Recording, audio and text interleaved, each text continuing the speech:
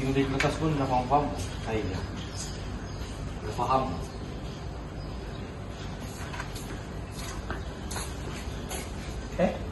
Jadi kenapa Jack?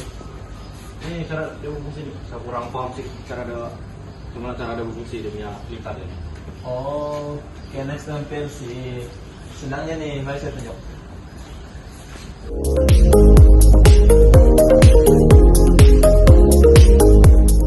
Saya terangkan dia punya fungsi-fungsi dia lah yang semua nih. Oh ini adalah sebuah alat bantu mengajar yang menggunakan dua sistem. Macam kita boleh tengok sini, ini adalah KNX yang boleh kontrol sama yang ini PLC. Jadi dua benda ini dia berbeza kan ya? Ya berbeza, dia dua sistem yang digabungkan dalam satu alat bahan bantu mengajar. Oke, paham.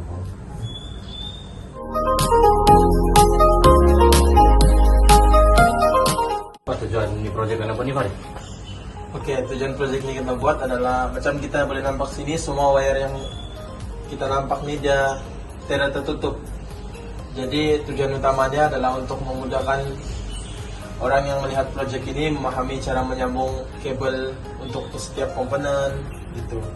Lepas itu tujuan keduanya adalah untuk memudahkan cigu-cigu untuk mengajar macam mana cara sambung KNX, cara sambung PLC, macam mana dia beroperasi.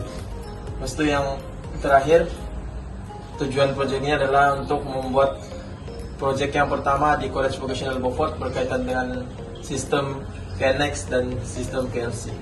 Oke, paham.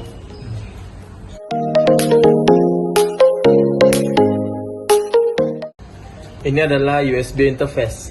USB interface ini berfungsi untuk mengantar pengatur caraan bagi sistem KNX. Seterusnya, ini adalah power supply.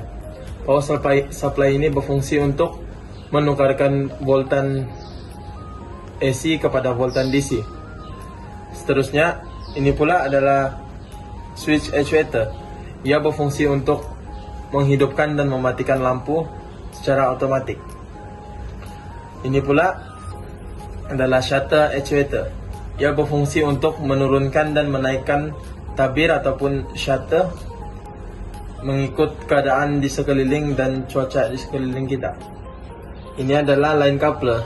Line coupler berfungsi untuk membahagikan dua line. Contohnya membahagikan kepada dua aras. Seterusnya, yang terakhir bagi sistem KNX adalah dimmer actuator. Dimmer actuator berfungsi untuk menggelapkan dan menerangkan lampu mengikut kesesuaian keadaan di sekeliling. Bagi sistem ini, input yang digunakan adalah push button KNX, switch 3 gang, dan push button start dan stop.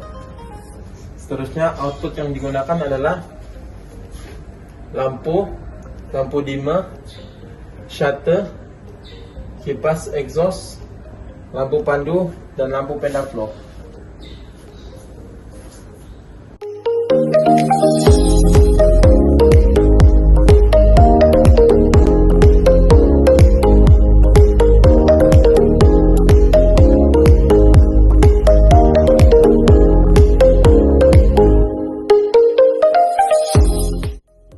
Pada pandangan saya, penggunaan KNX dan PLC sebagai ABM sangat relevan kepada keperluan industri masa kini sebabkan banyak menggunakan AI dan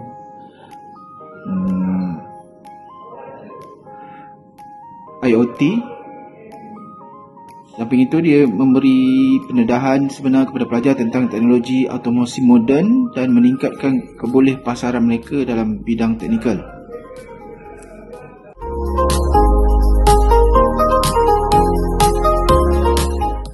Sistem KNX dan PLC ini sangat bersifat praktikal dan interaktif. Pelajar dapat melihat sendiri bagaimana sistem ini berfungsi sekaligus meningkatkan kefahaman serta memudahkan sesi pembelajaran dan kefahaman pelajar. Dan bukan saja pelajar dapat memahami secara teoretikal, tetapi juga pelajar juga memahami secara praktikal.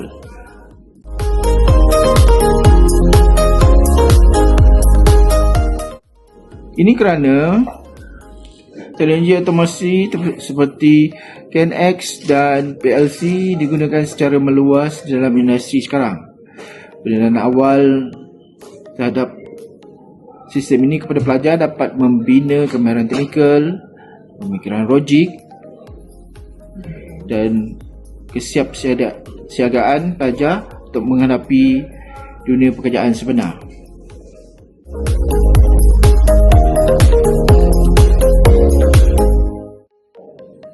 Ya, wajar diperluaskan kerana ia selari dengan perkembangan teknologi semasa.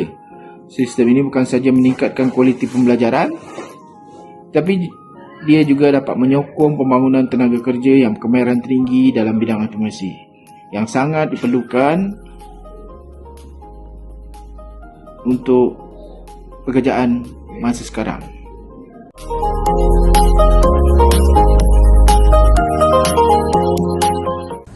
Oh begitu. Jadi kesimpulannya ini ya untuk memudahkan lagi para pensyarah lah kan, untuk melakukan pembelajaran di dalam bengkel. Jadi pelajar-pelajar pun mudah untuk pahami lah di kelas dengan adanya project ini kan. Betul. Oke. Mudahkan lagi ke semua pelajar dan bicara. Paham. Oke, jadi begitulah fungsinya semuanya ini komponen KNX sama PLC. Oh. Oke, sekarang semua masyarakat fungsi sekarang. Senang ya? Senang. Oke, Farid tinggal. Oke.